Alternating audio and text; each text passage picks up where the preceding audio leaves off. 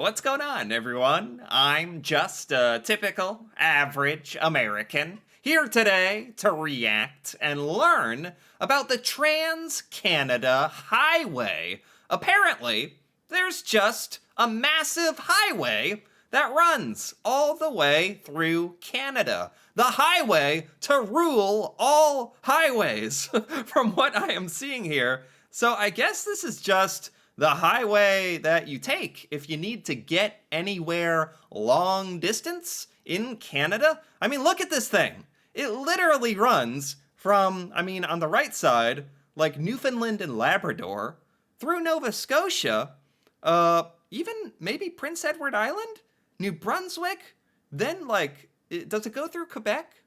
Yeah, through Montreal, Ontario, Manitoba, Saskatchewan, Alberta, all the way to British Columbia. If you had told me there's a single solitary road that runs the entire length of Canada, I would have said, really? Well, prove it. Show me a video on this or something. And that's exactly what we have here today. I want to learn a little bit more about the history, construction, and meaning behind the Trans-Canada Highway. It actually has a name. So I'm very interested to take a look at this and see what this is all about. World War II and its aftermath had put Canada into a growth overdrive. Oh. Military airfield had been built across Canada to support war efforts. Okay, so jumping right into it. We're back right after World War II. Okay. The Alaska Highway had just recently been completed in mere months to connect an isolated Alaska with Canada to help defend America's northern outpost against a threat of Japanese invasion. Oh wow, there were a bunch of roads being built during this war. I didn't even know about the Alaska Highway. No offense to Alaska, but it's really up and over out there. Sometimes us Americans even kind of forget about Alaska. Sorry, Alaska, but you're like honorary Canadians at this point in a way. It's like there's a highway connecting Canada and Alaska and everything, right? The American government had also begun its massive interstate highway construction program with 4-lane twinned roads in all states. Yes, so the only thing I can relate this to is the highway system here in the United States, which is massive. It's awesome, and it really does go anywhere. Of course, back in the day, you had to get out your MapQuest or something, or before internet map websites, get out your map, your physical map. Can you imagine a physical piece of paper with your pencil calculating where you go and all that? That must have been fun, but also a little more stressful than what we have today, which is like cell phones and GPS maps. And they can, you turn that on, you can go anywhere in the United States on a highway. Anywhere. It's awesome. So Canada, I'm not exactly sure how it works, but there's this Trans-Canada Highway that goes across literally all of Canada. Does it must branch out or something into smaller highways and roads? Just so you can get anywhere in Canada, right? Based on that map, the Trans-Canada Highway is really south. It was actually very close to the American-Canada border for most of it. I wonder why that is. Anyway, let's keep going. The Trans-Canada Highway, recognizable by its distinctive white-on-green maple leaf route markers. Of course. A white-on-green maple leaf. Why not? I love it. Each of Canada's 10 provinces, from Victoria, British Columbia, to St. John's, Newfoundland. Wow. And was born out of the need for a seamless route connecting Canada's Pacific and Atlantic coasts. Right. That need was born out of war efforts by the sound of it, or honestly, at some point along the line, you just needed a big old highway across Canada just so Canadians could travel across the country and all that. It makes sense. Why? Well, beyond just making road trips easier, this ambitious project aimed to boost commerce within Canada and strengthen national unity of the newly independent country. Right. The desire for a highway... Commerce, that is pretty huge. Especially in this day and age. where you're getting things from around the world. And Amazon. Hi, you couldn't get your packages, your Amazon Prime, quickly if there was no Trans-Canada Highway. That's why it was built, so that we can get our Amazon packages, for sure. The way that went across the country actually went back to the very dawn of the automotive era. Oh. In 1912, when the first Trans-Canada car trip occurred, it became obvious that there was a real possibility to have a highway across the entire country. Okay. In fact, by 1942, it was possible to drive across Canada, but on mostly gravel roads. Wow, I can see where it was a little, like, kind of disheartening at first to think of, like, building a singular road, high quality, big old highway across all of Canada. Canada is huge! It's huge! And it's got all these different geographical features, and then on the east, it's got, like, all islands, and it wasn't so simple as, like, hey, let's just do this. It'll be cool.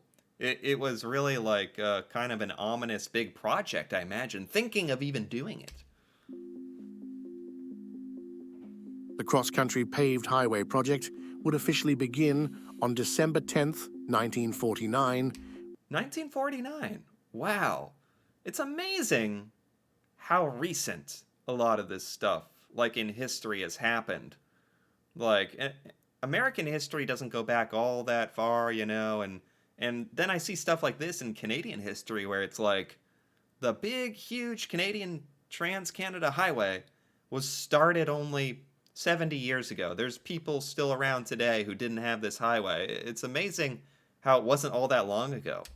When the Trans-Canada Highway Act was enacted, the legislation set a construction timeline of 7 years, specified road standards, and set out a funding structure for the massive project. Oh, yeah, how much did this cost? Also, 7 years? 7 years, that's actually like... sounds like a long time, but that's impressive to me. 7 years to build this thing across the country? The federal government originally offered $150 million to a maximum of 50% of the shared costs to each province. Okay. Because the national park system was federally maintained, the Government of Canada would take on 100% of the cost of building roads through the parks. Okay. Well, so the federal Canadian government helped fund some of this highway, and then it was up to the provinces to actually pay for some of the other parts of this highway. I'm a little surprised that the federal government didn't just pay for this, but God knows I don't know how that works. Section of the highway was covered under a separate agreement with British Columbia, Alberta, Saskatchewan, Manitoba, Ontario, and Prince Edward Island, signing up first on April 25th, 1950, and Quebec, the last, agreeing on October 27th, 1960. Oh, wow, interesting. The provinces really have their own autonomy. Just like here in the United States, like, sometimes it feels like the United States are like 50 different countries sometimes. And I'm starting to get that kind of sense from the provinces in Canada.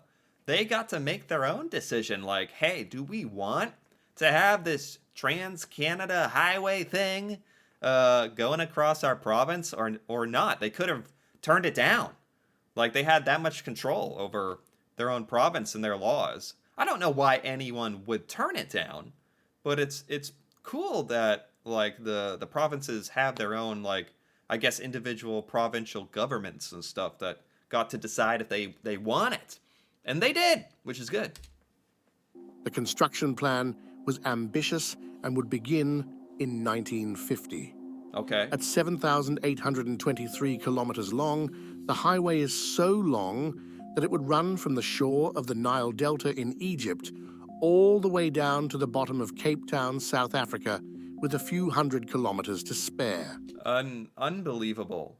Almost too long to even, like, fathom humans doing that. That's amazing.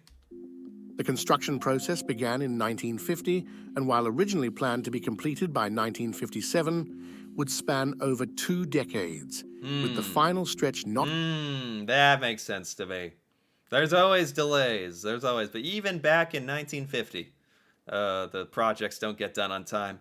7 years was ambitious. It ended up taking like 20 years? Completed until 1971. The Yeah. diverse Canadian landscape posed numerous challenges. Yeah. From rugged mountain terrains to vast prairies, engineers and workers faced a variety of obstacles. Yeah, yeah. One of the most difficult sections was a 265-kilometer section along the shores of Lake Superior.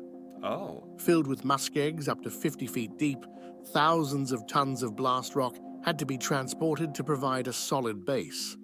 Right. It's not so simple as like, hey, let's just do this. The Canadian geography kind of varies extremely differently depending on where you go in Canada, right? So this is a pretty amazing project. Other areas, such as Rogers Pass in BC and Alberta, vulnerable to massive snowfall and avalanches, Right. required blasting through mountains, specially constructed snowsheds, controlled avalanche diversions, and wildlife overpasses. Whoa! What is this? This is cool. What is this? This is awesome. This is like one of those wildlife overpasses. It's literally like a bridge made out of grass for animals to use. It's for animals. It's not for humans, even though we're technically animals. I guess we could graze upon it if we wanted, if you're into that. But it's like the forest creatures to have a way across. That's very cool. The great thing about this project is, and I assume they had this mentality of, this seems impossible, but once Canada builds this thing, we're gonna have it. We're gonna have it forever, and it's gonna be great. So once it's built, it's huge for the country. One interesting tidbit about the Trans-Canada Highway is the varying costs associated with its construction. Oh, For instance, the cost to build the highway from Victoria to Banff, a relatively short distance of 936 kilometers, was comparable to the cost of construction from Banff to the east coast of Canada, a whopping distance of 6,262 kilometers. holy cow! That is a long way. That is a very long way. Is this because on the west coast of Canada, it's like a lot more mountainous, a lot more hilly, a lot more difficult to clear space for road, I think. This was largely due to the challenges presented by the mountainous terrain in Alberta and British Columbia. Yeah. Since yeah. its completion, the Trans-Canada Highway has played a crucial role in shaping Canada's identity and fostering economic development. Oh my god, hold up. Look at this view. Look at this view here. I just had to pause it for a second. This is by Banff. You get some amazing sights driving on the Trans-Canada Highway. This is amazing. A lot of Americans don't even realize what kind of natural wonder there is in Canada. That's amazing right there. Okay. The highway didn't just change the map, it transformed the nation. In fact, certain regions along the path of the highway have experienced massive industrial and tourism development Right. due to improved transportation infrastructure. Right. For example, cities like Winnipeg and Calgary, strategically located along the highway, have become major industrial hubs, attracting businesses and industries looking for well-connected, supply chain-friendly locations. Yeah, that's a part of this whole story I didn't even really think about. I was just thinking like, oh, Canadians can vacation anywhere in Canada now. Go see your friends and family. Besides the whole vacationing aspect, maybe just as important is being able to move like trade and this economic boom that resulted out of resources being able to be moved around Canada, hubs of Canada that were cut off from supply or like large amounts of people getting there or trade are now opened up to Canada like never before. That makes so much sense to me, why this was so important.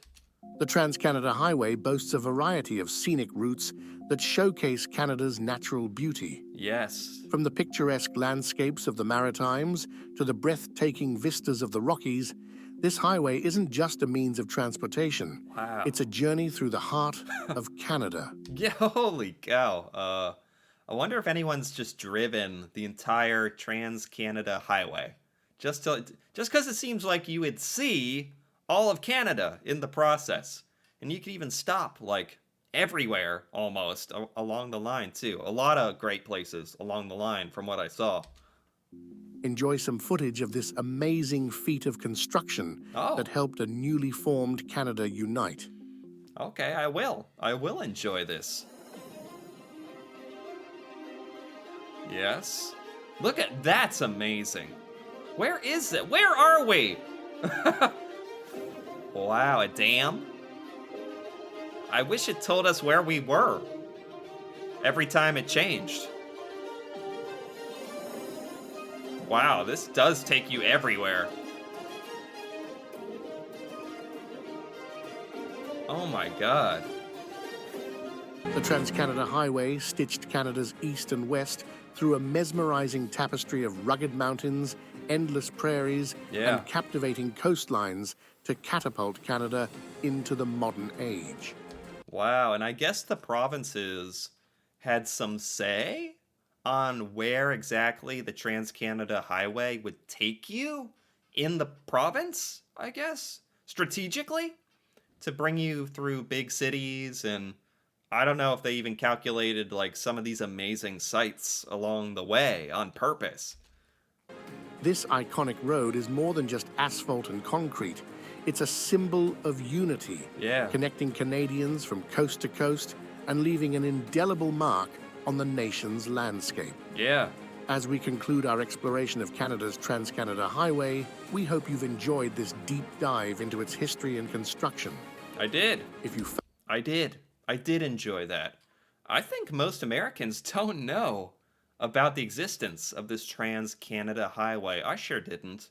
I sure didn't understand the ramifications and impact this made, too. This is amazing. A real feat of Canadian engineering, right? This video was by Trailblazed. Now I gotta give it a like, because I did enjoy that a lot. That was a great, very interesting lesson on a road, you know? You think, how interesting can a road be? A video on a road. That was a really interesting video about a road, about the Trans-Canada Highway. And I'm glad I took some time to learn about this. That was great. Anyway, if you enjoyed this as well, feel free to give this video a like or leave a comment with your thoughts on the Trans-Canada Highway. That'd be very interesting. And if you're interested in more videos like this, me reacting to Canada and Canadian culture, feel free to subscribe for more. And until then, thanks for watching and see you next time.